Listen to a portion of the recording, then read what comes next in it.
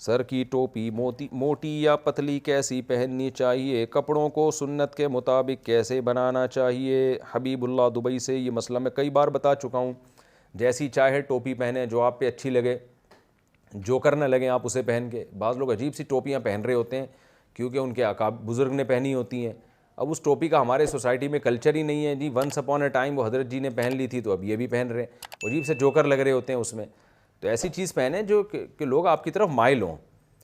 बाकी कौन सा लिबास पहने तो शरीयत ने कोई लिबास मुतय्यन नहीं किया है। हर कौम का अपना कल्चर होता है। नबी सल्लल्लाहु अलैहि वसल्लम ने अरब के कल्चर के लिहाज से लिबास पहना है। तो उसमें दो चीज़ों का ख्याल ज़रूरी है। एक, लिबास किसी गैर मुस्लिम ख़ास कौम का शिआर ना हो। ऐसा लिबास ना हो लोग पहन के आपको समझें ये तो वो फ़लाँ कौम का फ़लाँ गैर मुस्लिम आ रहा है, ऐसा लिबास ना हो। दूसरा ये कि इतना चुस्त ना हो कि सतर नज़र आता हो उससे, ये झलकता हो। और तीसरा ये है कि मर्द का लिबास टखनों से ऊपर हो। ये तीन शर्तें हैं। तो फिर जो चाहे पहने आप। बिल्कुल सुर्ख भड़कता हुआ कलर भी ना हो क्योंकि ये औरतों का होता है।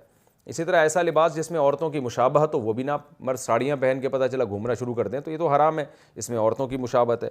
बाकी जैसे चाहे लिबास पहने, बस ऐसा पहने कि देखने में अच्छे लगे, जोकर ना लगें आप।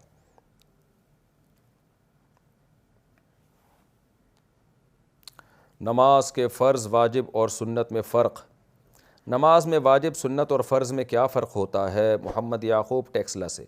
देखिए, नमाज में जो चीज़ फ़र्ज़ है, जो रुकन है, उसको फ़र्ज़ कहा जाता है। तो वो छूट जाए तो सद्दा सहव से भी नमाज नहीं होती। जो नमाज के वाजिबात हैं वो हैं कि जिनके छूटने से सद्दा सहव से नमाज हो जाती है। और जो नमाज के जो सुन्नतें हैं वो अगर छूट जाएँ तो सद्दा सहव भी ज़रूरी नहीं है, गुनाह भी नहीं मिलता, नमाज भी हो जाती है।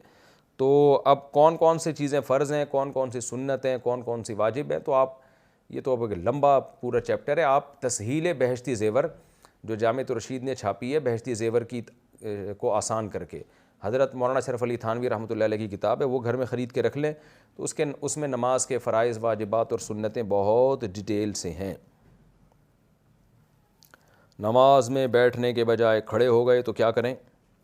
अगर 3 रकत वाली नमाज में दूसरी रकत के सजदे के बाद गलती से खड़े हो जाएं तो सीधा खड़ा होने से पहले वापस अत्तहियात में बैठ सकते हैं या नहीं। खालिद साहब स्वीडन से। 3 रकत वाली नमाज में दूसरी रकत के सजदे के बाद, देखें, दूसरी रकत के सजदे के बाद आपको बैठना था लेकिन आप गलती से खड़े हो गए तो अब बैठे नहीं, अब बैठना जायज़ नहीं है। खड़े हो गए तो बस आप आखिरी रकत का कादा करके सद्दा सहव करें, नमाज अदा हो जाएगी। लेकिन ये उस नमाज के बारे में है जिसमें 2 कादे होते हैं।